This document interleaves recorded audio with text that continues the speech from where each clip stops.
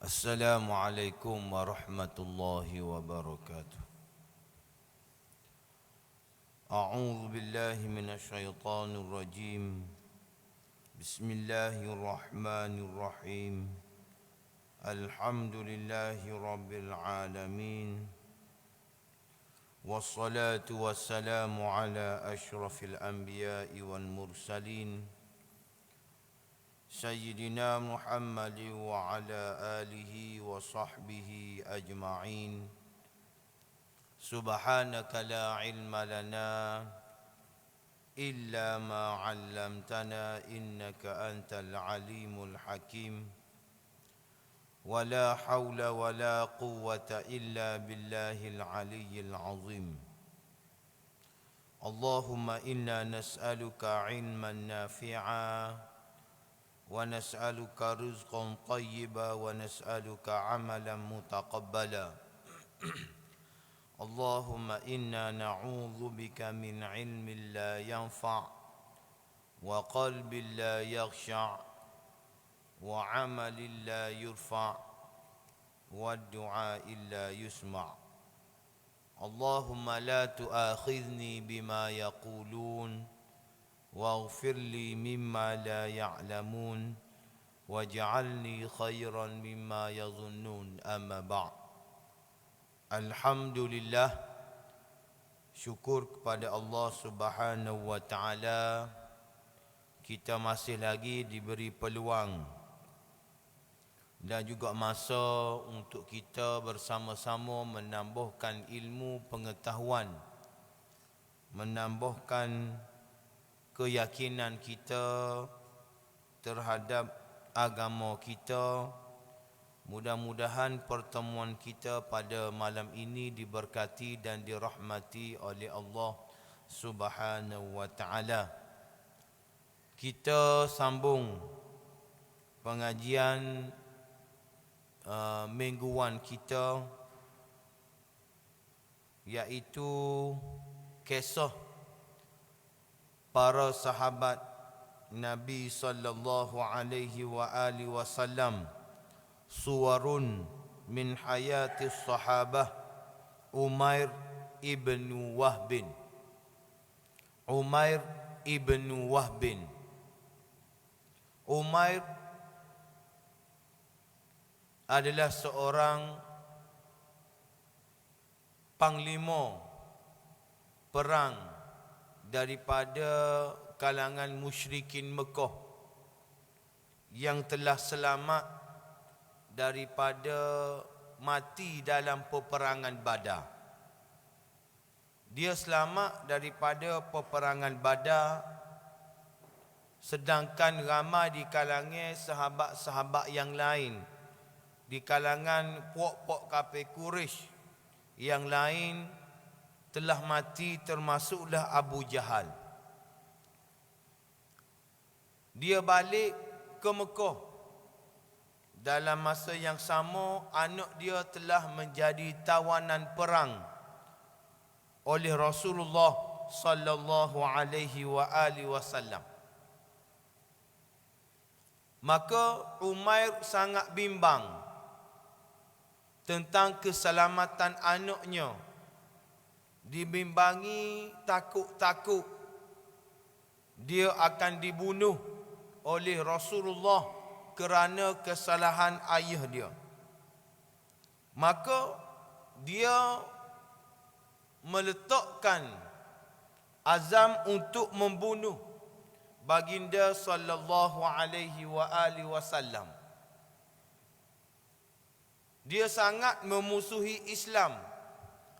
Ditambah lagi apabila tawanan perang itu salah seorangnya daripada anaknya. Dia capur pula, kalah pula dalam perang Badar. Maka ketika mana dia berada di Mekah, dia telah berjumpa seorang lagi sahabat dia bernama Safwan bin Umayyah. Safwan bin Umayyah salah seorang daripada puak-puak kafir Quraisy hak selamat juga dalam perang Badar. Maka bila jumpa dua tu, masing-masing duduk menyatakan kekecewaan kerana kalah dalam peperangan Badar. Sedangkan perang Badar ni, pok-pok dia ni ramai. Sedangkan Islam ataupun sahabat Nabi ni hanya 313 orang. Mustahil 313 orang kalah kepada 1000 orang mengikut logik akal dia. Maka mereka bercerita tentang kekalahan mereka, tentang kekecewaan mereka dan kesedihan mereka. Lebih-lebih lagi, bos dia ataupun ketua dia Abu Jahal telah terbunuh dalam perang Badar. Siapa sangka Abu Jahal ni mati dalam perang Badar, menyebabkan kekecewaan mereka, kesedihan mereka itu membuak-buak sehingga mana berkobar-kobarlah hati mereka nak bunuh Rasulullah sallallahu alaihi wasallam. Umair pun kata, kalau tidaklah kerana aku ni buta denganmu, lepas tu pula aku ni bimbang, takut gapo-gapo jadi kepada keluarga aku, nescaya aku akan pergi bunuh Muhammad di Madinah. Dia royak kau Safwan, kalau aku tak teringat kau utai aku kepadamu, dia juga aku tak bimbang dengan keluarga aku yang akan terjadi selepas Badar ni, nescaya aku akan ke Madinah untuk bunuh Rasulullah sallallahu alaihi wasallam. Safwan pun kata, tak apa, munggilah ke Madinah. Aku akan langsaikan hutang kamu. Aku akan, orang panggil, tak kira, aku tolaklah hutangmu tu. Dan aku akan jaga keluargamu. Dengan syarat, munggi Mekah, munggi bunuh Muhammad. Maka bila munggi bunuh Muhammad, hutangmu dengan aku, kira selesai. Keluargamu aku akan cara, mu jangan bimbang. Katanya Safwan bin Umayyah kepada Umair. Umar kata, kalau lagu tu aku setuju. Dan aku tak takut kalau aku ke Madinah. Sebab orang akan royak aku ni nak pergi tebu anak aku yang menjadi tawanan perang. Dia pesan ke Safwan, mu jangan royak ke siapa-siapa. Kita dua je tahu ni, mu jangan royak ke siapa-siapa. Maka dia pun berangkat menuju ke Madinah Al-Munawwarah untuk mencari Rasulullah sallallahu alaihi wasallam. Maka sampailah Umair di Masjid Nabawi. Sampai di Masjid Nabawi, maka Saidina Umar tengok Umar ibn Wahb bin ada mari Mekah, daripada Mekah tiba-tiba sapa ke Madinah. Umar pun, Saidina Umar royak kepada sahabat-sahabat dia supaya dia ni pergi pesan kepada Nabi sallallahu alaihi wasallam supaya selamatkan diri kerana Umair nak pergi bunuh Muhammad. Dia pergi ke Madinah, pedai dia sakut ditekuk. Pedai dia sakut ditekuk. Sakut ditekuk, nak tunjuk debel lah dia ni. Sakut tekuk, nak tunjuk debel dia. Umar pun pergi. Umar pergi tekuk dia, pergi bahu dia. Dia tanya, mu nak mari jumpa dengan siapa? Dia kata, aku nak jumpa dengan Muhammad. Umar pun bawa lah Umair pergi jumpa dengan Nabi sallallahu alaihi wasallam. Dia kata, wahai Rasulullah, musuh Allah mari nak jumpa denganmu, iaitu Umair ibn Wahbin. Aku yakin dia mari ni nak bunuh mu, sebab dia mari pedih duduk tekuk. Umar royak kepada Rasulullah sallallahu alaihi wasallam. Nabi kata, masuk. Benarkan Umair masuk jumpa dengan aku. Nabi pun minta Saidina Umar lepas tangan dia di baju ataupun di bahu Umair.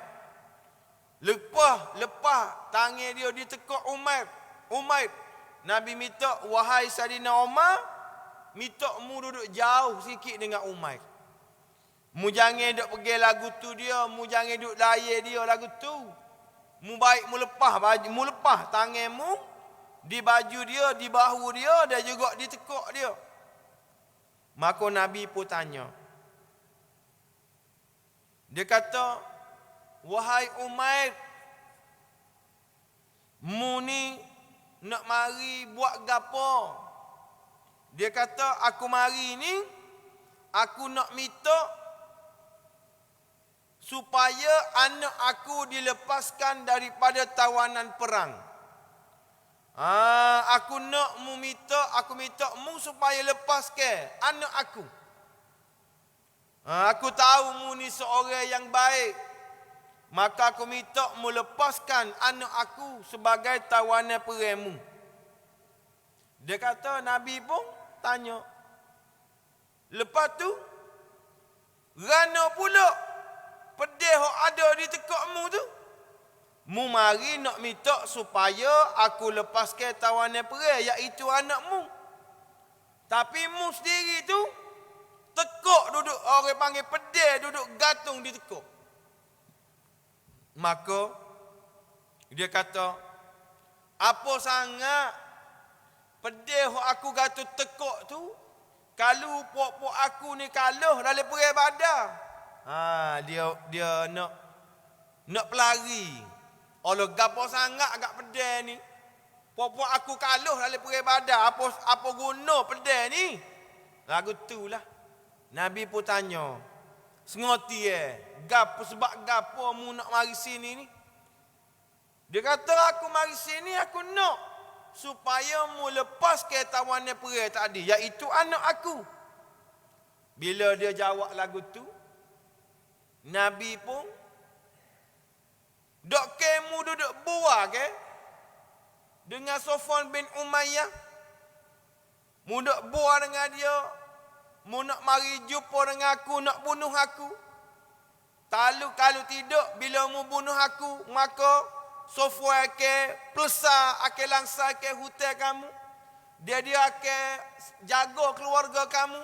Dok kemu dok bincang dengan dia lagu tu di dekat Kaabah baru ni. Bila Nabi royak lagu tu, dia kejut. Tak ada orang lain tahu.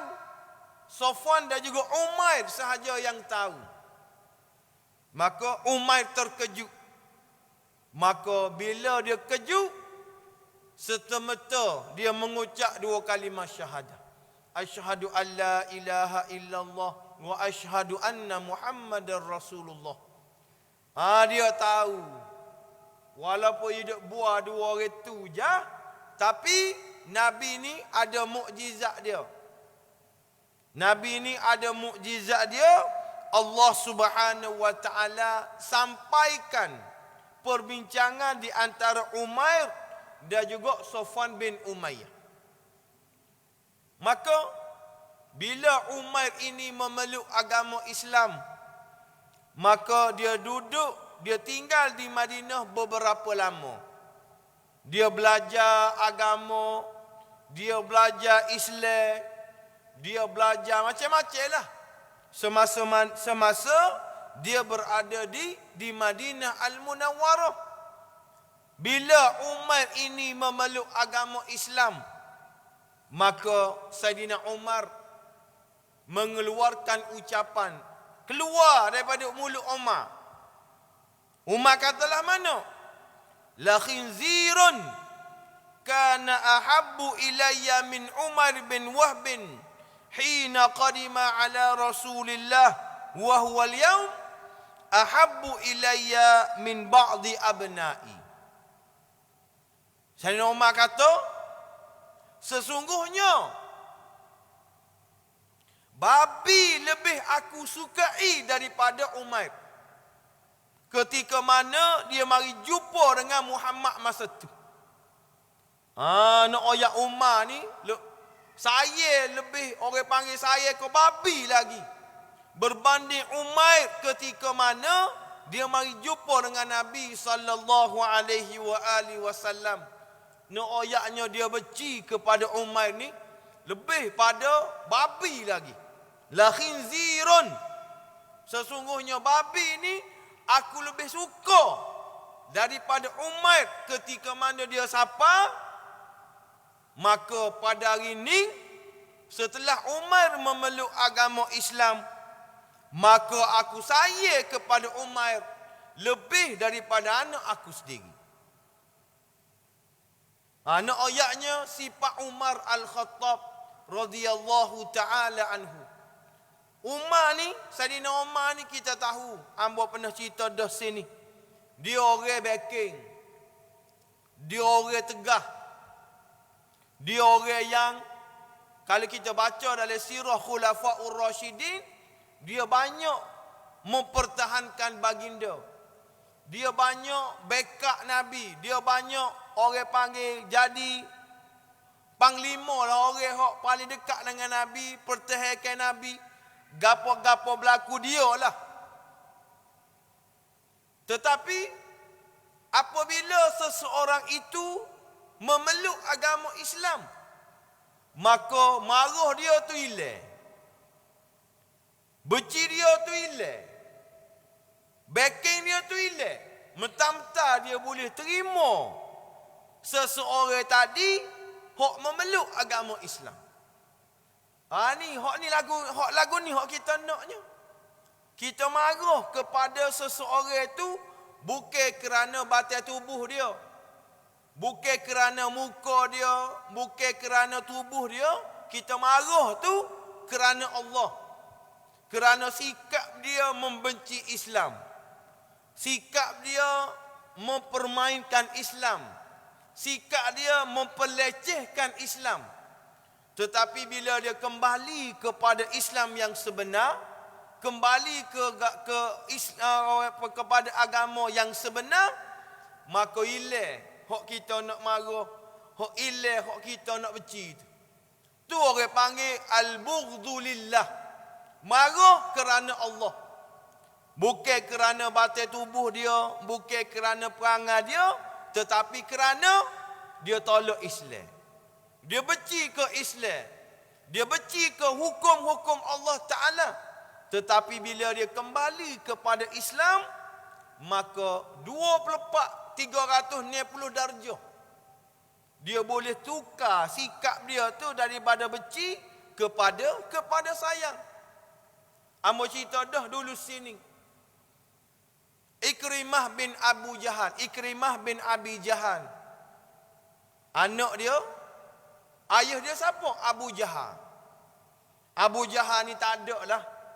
Kita baca dalam sirah Nabawiyah, orang yang paling jahat, orang yang paling khianat, buat macam-macam kepada Nabi.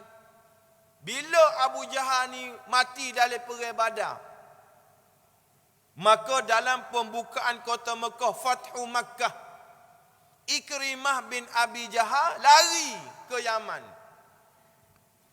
Hamba cerita dah dulu sini. Lari ke Yaman. Orang lain ni peluk agama Islam belaka, termasuklah Safwan bin Umayyah tadi. Hak duduk pakat dengan Umar, lepas Fathu Makkah, Safwan bin Umayyah peluk agama Islam. Tapi Ikrimah lari ke Yaman, dia takut. Dia takut Nabi ni bunuh dia. Dia takut Nabi ni ambil tindakan kepada dia. Betul. Semasa Nabi masuk dalam Mekah, dalam peristiwa Fathu Makkah, Nabi royak, al-yaumu yaumu marhamah. Hari ini adalah hari yang penuh dengan kasih sayang. Wa antumut tulaqa, maka kamu dibebaskan oleh Allah Ta'ala. Aku tak akan ambil tindakan pun kepada penduduk Mekah. Walaupun masa aku duduk Mekah hari itu mu khianat kepada aku, mu buat jahat kepada aku, tapi hari ini ni al-yaumu yaumul marhamah. Aku ala berala lah mudah. Aku tak akan ambil tindakan kepadamu. Wa antumut tulaqa, aku bebaskan kamu. Menyebabkan ramai di kalangan penduduk Mekah ni memeluk agama Islam. Nabi sebut, man dakhala dara Abi Sufyan fahuwa amin, wa man aghlaqa babahu fahuwa amin, wa man dakhala al-masjidal haram fahuwa amin. Siapa-siapa yang masuk rumah Abu Sufyan, maka dia akan selamat. Siapa-siapa yang kunci pintu rumah dia, maka dia akan selamat. Siapa-siapa yang duduk di Masjidil Haram, dia akan selamat. Abu Sufyan ni kita tahulah, dalam perang Badar dia hok telefon ke Abu Jahal, mari weh tolong aku ni, Muhammad nak serang kafilah dagangan aku ni. Kalau mudah-mudah telefon lah, WhatsApp lah, Abu Sufyan lah telefonnya, marilah Abu Jahal berlakulah perang Badar. Tapi hari tu Abu Sufyan peluk agama Islam. Bukan setakat Abu Sufyan peluk agama Islam, isteri dia Hindun, hak bunuh Saidina Hamzah, pun memeluk agama Islam.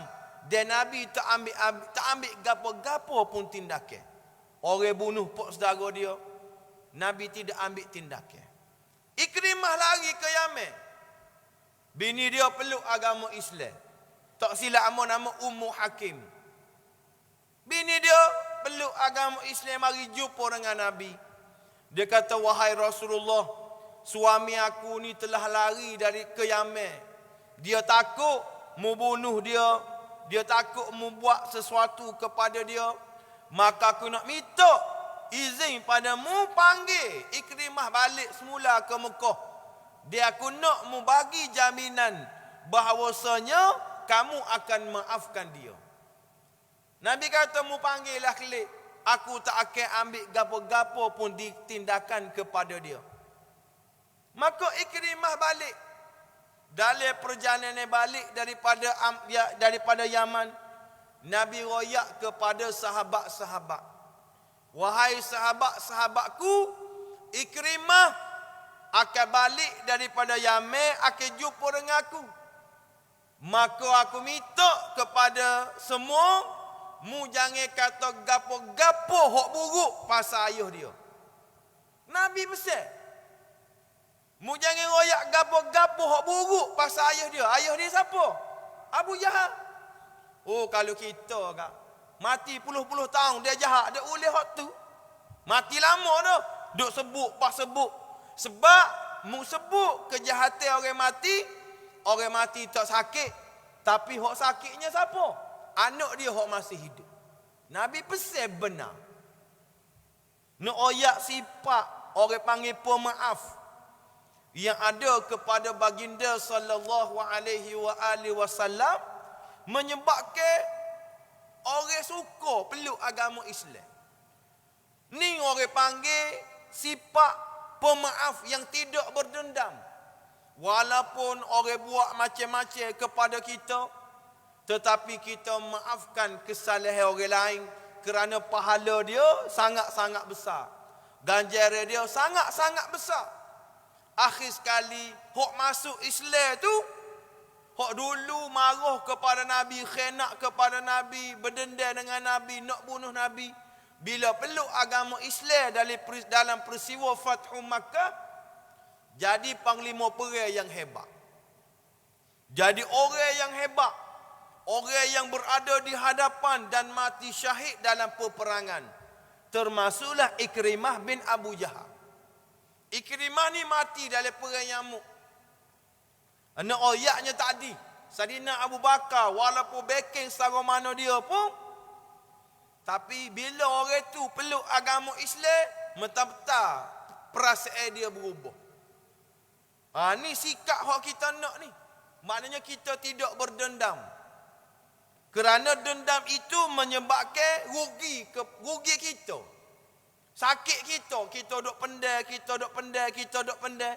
Menyebabkan kita ni boleh dosa kerana sikap dendam kita tu. Bila kita dendam, kita tak puas hati dengan orang, kita buat gotu, kita buat goni, kita buat gotu, yang menyebabkan kita mendapat orang panggil balasan dosa daripada Allah Subhanahu wa taala. Umair berdakwah, belajar Islam di Madinah. Pada suatu hari dia minta dengan Nabi nak balik semula ke Mekah. Dia kata, aku nak balik ke Mekah wahai Rasulullah. Aku nak ajak penduduk Quraisy supaya peluk agama Islam. Aku minta supaya kamu izinkan aku balik ke Mekah. Baliklah dia ke Mekah. Dia balik ke Mekah. Siapa hak dia jumpa mula-mula? Bukan keluarga dia, bukan anak dia, bukan isteri dia. Tapi orang hak mula-mula dia jumpa, iaitu Safwan bin Umayyah.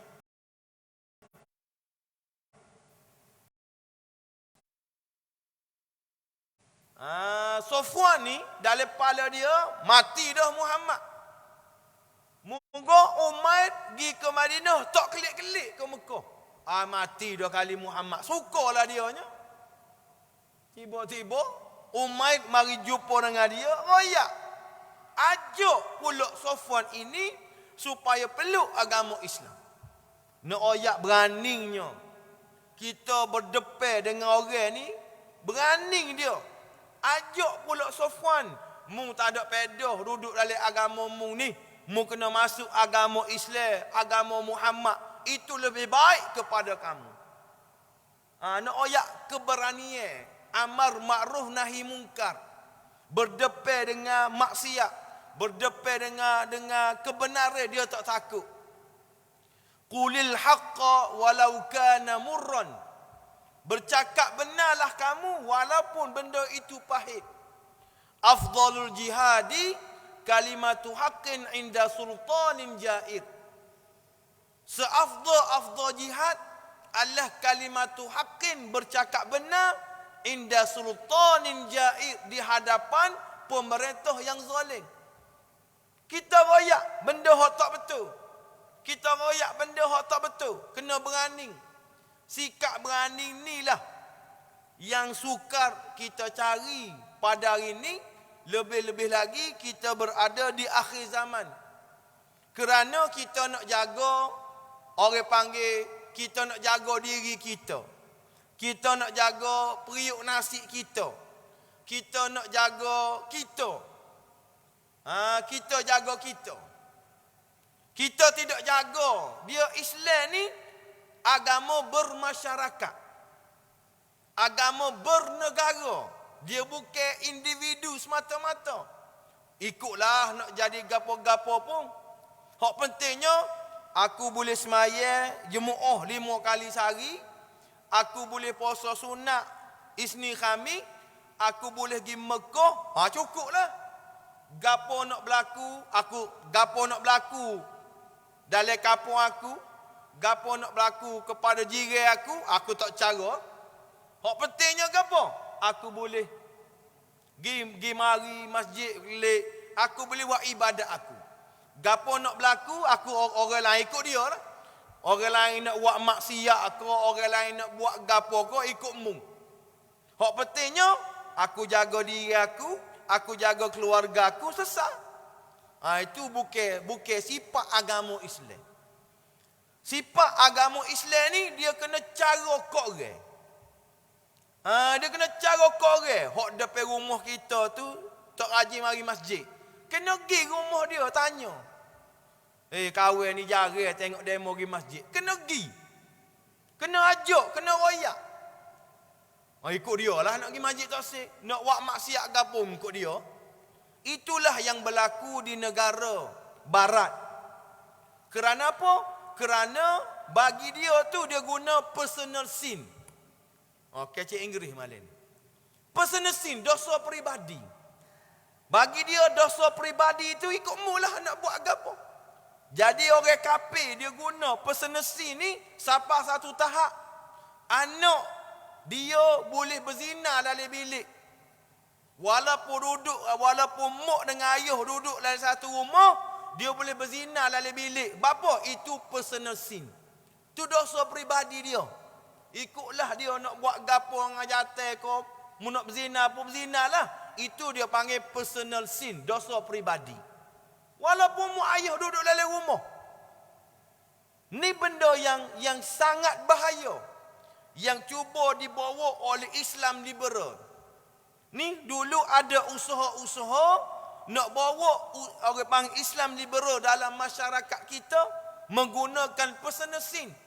Menyebabkan pencegah maksiat tak boleh bergerak.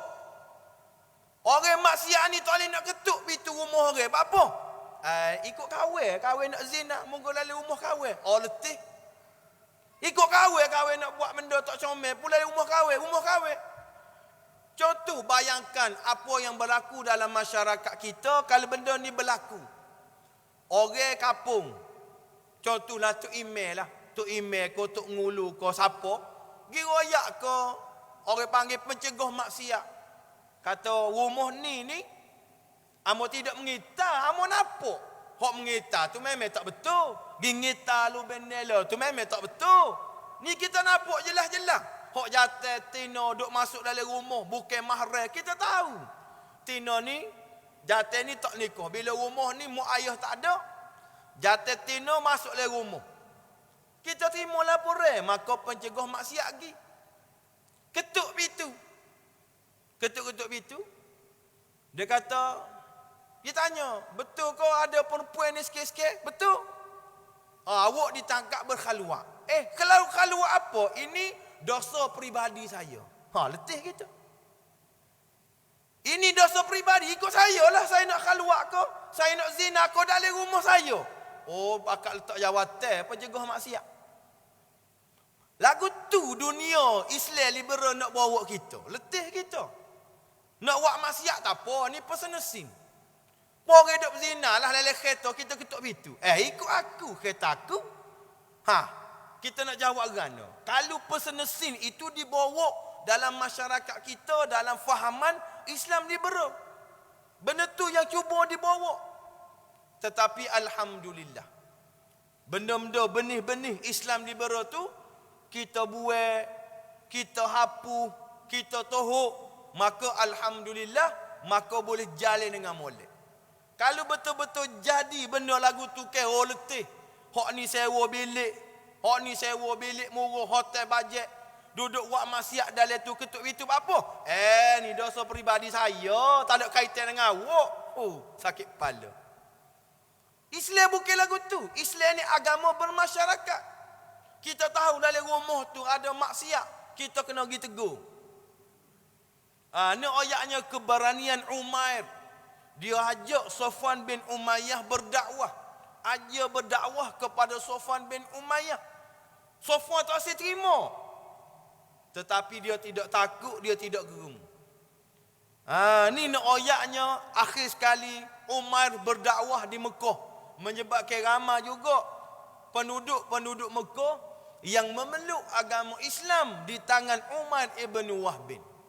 Ni sifat orang panggil amar ma'ruf nahi mungkar ini kita mesti gerakkan, kita mesti gembelengkan supaya orang panggil orang nak buat maksiat ni dia rasa takut, dia rasa gerung, kerana agama Islam ini agama bermasyarakat.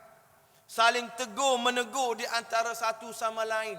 Man ra'a minkum munkara falyughayyirhu biyadihi ila akhir hadis. Sebab tu sifat berani ni akhir sekali semakin hari semakin tak ada. Semakin hari semakin tak ada. Kerana apa? Kerana kita bimbang, takut kita ni cara orang lain. Cara orang lain ni memang tugas agama. Kalau orang tu tak mari semaya, kalau orang tu buat maksiat, memang tugas kita pergi tegur dia. Bukan semata-mata tugas pencegah maksiat. Bukan semata-mata tugas tok imam. Bukan semata-mata tugas tok ngulu. Tetapi Nabi sebut man. Siapa-siapa. Nabi tidak takyin man ni siapa. Imam ko, rais ko, tak man. Siapa-siapa. Man ni anas. Siapa-siapa tengok orang buat maksiat. Falyughayyirhu biyadih. Fa'il amma. Falyughayyir. Mu kena ubah kemungkaran itu dengan kuasa yang ada kepada kamu. Sebab tu sifat ataupun keberanian yang ada kepada Umar ini kena ada dalam diri orang Islam kita. Orang buat jahat, kita kena, orang buat jahat kepada Islam, kita kena naik rang nak marah. Bila orang hina Rasulullah, bila orang panggil memperkecilkan Rasulullah, kita mari rang nak marah. Tu sifat normal. Sifat normal. Masa tu kita kena marah. Orang buat maksiat secara terbuka, orang ajak buat maksiat, maka kita kena ada rang nak marah. Tu baru normal kita ni sebagai orang Islam. Tapi kalau kita pejam mata, kok dia lah, tak usah cara lah pasal dia. Hak ni pun tak cara, hak tu pun tak cara. Wal'iyazabillahi min zalik, maka apa yang akan berlaku kepada masyarakat kita. Maka sebab itulah adik kakak muslimin dan juga muslimat yang dirahmati Allah, amar ma'ruf nahi mungkar ini akan berkekalan ila yaumil qiyamah. Akan berkekalan sampai bila-bila. Nak buat benda baik ni kita boleh royak, tapi nak cegah melakukan kemungkaran ini memerlukan kepada orang panggil semangat, memerlukan kepada orang panggil keyakinan, memerlukan kepada keberanian. Maka sebab tu kita kena hidupkan balik. Kita kena orang panggil kena panah balik, kena hidupkan balik supaya orang panggil masyarakat kita tidak rasa selesa apabila melakukan maksiat, apabila melakukan perkara-perkara yang tidak comel. Ini tugas kita. Tugas yang akan ditanya oleh Allah Subhanahu wa taala apabila kita melihat kemungkaran. Sebab itu alhamdulillah kita di Kelantan ni, kita buat kerja kita, kerajaan buat kerja dia, kita tutup kelab malam, kita tak bagi lesen orang panggil judi. Kita tutup pusat-pusat maksiat ni. Kerana apa? Kita tahu dah. Bila kita buka, perkara-perkara buruk yang akan berlaku. Perkara-perkara buruk yang akan berlaku, maka kita tutup awal-awal. Alhamdulillah. Ni satu orang panggil kejayaan yang besar kepada kita. Kerana kita telah menutup pintu-pintu maksiat. Kelab malam. Orang panggil kedai judi, kedai toto. Ni orang panggil ibu kepada maksiat. Alhamdulillah. Ini satu kejayaan kita. Kejayaan orang-orang Kelantan kita kerana ada kesedaran agama, ada kesedaran nak tak saya tengok maksiat berleluasa dalam negara kita, maka alhamdulillah dalam negeri kita alhamdulillah kita boleh pahala kerana usaha tadi. Bayangkan adik kakak, Nabi sebut imatatul adza fit tariq. Nabi kata buai duri yang ada di jalan boleh pahala. Bayangkan nak oyaknya pahala ni, siapa kita jalan-jalan ada duri di jalan, kita imamah, kita buai duri tu supaya orang boleh lalu molek di jalan tu, pun boleh pahala. Apatah lagi kita tutup kelab malam, kita tutup kelab judi, kita tak bagi maksiat, kita suruh rakyat kita tutup aurat. Oh, banyak lagi pahala hak kita boleh. Setara buai batu, kayu di jalan pun boleh pahala. Hak sekecil-kecil benda pun kita buat lagu tu pun boleh pahala. Apatah lagi ibu-ibu maksiat, pala-pala maksiat kita kehek tubik. Banyaklah pahala kita, alhamdulillah. Sebab tu kesedaran ini kita kena berterusan. Kita kena berterusan, kita buat biar kita ada rasa ngah, nak marah. Ada rasa ngah, tegur. Orang buat maksiat, orang buat salah. Bila kita ada ngah tu, maka kita ni normal. Normal dah tu. Sebab apa? Tengok orang maksiat, kita rasa nak marah. Kita tak kenal dia, paling kurang pun memek muka kita tu dia nampak kita marah. Ambo baru-baru ni ambo bawa anak pergi pesta di Bandar Baru Tunjung. Sakit mata ambo tengok. Dengan hak tinonya, dengan hak jatanya. Pakai pelik-pelik. Hak mana pergi tahulah. Betul setara orang Kelantan tu. Hak free hair pun ada. Hak jatah pakai luar pendek pun ada. Sakit mata ambo tengok. Kita tak kenal, tapi bila dia tengok kita tu, kita tunjuk muka nak marah. Moga kita pergi pakai piyuh, pakai serbai, dia reti tu kita tengok tu. Paling kurang kita tunjuk nak marah. Tapi siapa bila lagu tu? Siapa bila nak lagu tu? Orang Kelantan dah, rambut merah, sungai Kelantan rambut. Adik kakak pergi Aeon Mall. Boleh tengoklah anak-anak muda duduk di Aeon Mall. Berdua-dua pun ada. Hak jatah letak tangan ataupun hak tina pun ada. Amos ada satu pengalaman. Di Aeon Mall ni, moga dia kursi banyak. Kursi rehat banyak. Boleh duduk situ, boleh duduk sini. Kita ni jenis kaki derak juga. Amos lalu, jumpa satu pasangan budak lagi. Sakit mata. Dia duduk tepi, anak dia jatah tina ni duduk tepi. Tangan jatah tu atas pohon tina. Ambogi kata, "Mu nikah dah kau?" Berkebuk lari hok jatah. Gitu je tak payah. Mu nikah dah kau? Berkebuk jatah lari. Tinggal hok tina. Bodoh hok tina. Tinggal jatah tinggal lalu. Tinggal hok tina. Kata, "Mu duduk mana?" Ya yaklah duduk sikit-sikit. Mu kelik. Kejap aku telefon kau mu ayahmu kata. Pergi kelik dia. Sebab sakit mata lajuk. Ni benda-benda lagu ni. Lepas tu, sebab itulah. Kalau kita pakak buat ramai-ramai lagu tu, insya-Allah. Budak-budak akan takut. Hak tina akan takut. Hak jatah akan takut. Kerana apa? Kerana amar ma'ruf nahi munkar ni satu kewajipan. Yang kita kena buat. Kita buat sekadar yang kita mampu. Sekadar kita mampu, sekadar hak kita boleh buat, insya-Allah Allah Ta'ala jaga negeri kita, Allah Ta'ala jaga masyarakat kita, kita bimbang.